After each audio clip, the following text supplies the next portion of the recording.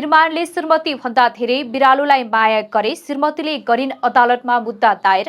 भारतको कर्नाटकमा एउटा अनौठो घटना सार्वजनिक भएको छ, जसले सामाजिक सञ्जालमा समेत राम्रै चर्चा पाइरहेको छ। एक महिलाले आफ्नो श्रीमानलाई आफूप्रति भन्दा घरको बिरालोलाई धेरै माया र हेरचाह गर्ने आरोप लगाउँदै अदालतमा मुद्दा हालेकी छन्। ती महिलाले श्रीमान सधैँ बिरालोसँग समय बिताउँछन्, उसलाई स्वादिष्ट खाना खुवाउँछन्, माया गर्छन्, तर आफूलाई भने बेवास्ता गर्छन् भन्ने गुनासो गरेकी छिन्। श्रीमतीको यो गुनासोले अदालतसम्मको बाटो समातेपछि न्यायाधीशले भने उनलाई झपारेका छन्। यो विषय सामाजिक सञ्जालमा निकै चर्चित बन्दै गइरहेको छ। कतिपयले श्रीमानको व्यवहारलाई अचम्मको भनेका छन् भने केहीले महिलाको गुनासोलाई बेवास्ता गर्न नहुने भन्दै समर्थन गरेका छन्। उक्त घटनाले श्रीमान श्रीमतीले एक अर्कालाई दिने समयको विवादलाई दर्शाएको छ। महिलालाई श्रीमानबाट माया र समय चाहिन्छ, उनीहरू थोरै भए पनि श्रीमानले आफ्नो कुरा सुनिदिए हुने सोच्छन्, तर कतिपय पुरुषले यो कुरा बुझ्दैनन्। त्यसपछि यस्ता विवाद आउने सम्भावना